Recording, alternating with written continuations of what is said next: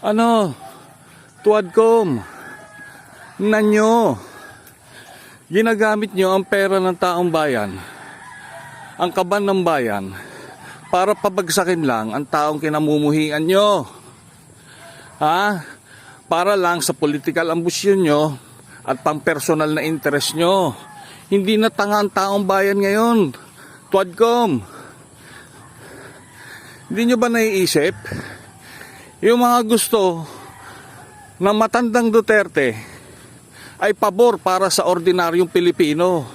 Tapos kayo, Abante, Dan Fernandez, Paduano, Acop, Barbers, kumikiling pa kayo sa kriminal, mga demonyo kayo. Hanep kayo. Mga wala kayong silbi. Risa Ontiveros, lalo ka na. Pinapaboran nyo yung mga kriminal. Yun lang ang malinaw sa amin. Kitang-kita yan. Hindi na tanga ang taong bayan ngayon. Mag-isip-isip kayo. Mag-isip kayo ng mga bagay na mapapakinabangan ng ordinaryong masa, ng masang Pilipino. Pambihira kayo. Inuubos nyo yung oras, yung pera, para lang sa sarili nyong kapakinabangan. Yan ang totoo dyan. Puro kayo press release.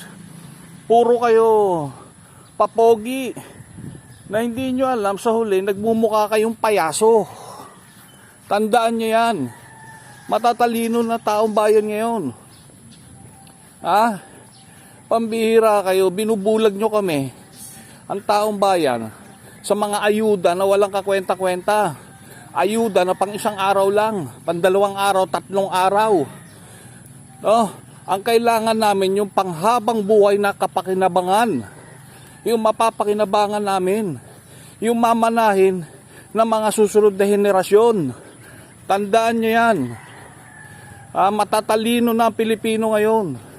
Bobo na lang ang maniniwala sa Tuadcom. Okay? Pahiya kayo, sunog kayo sa matandang Duterte.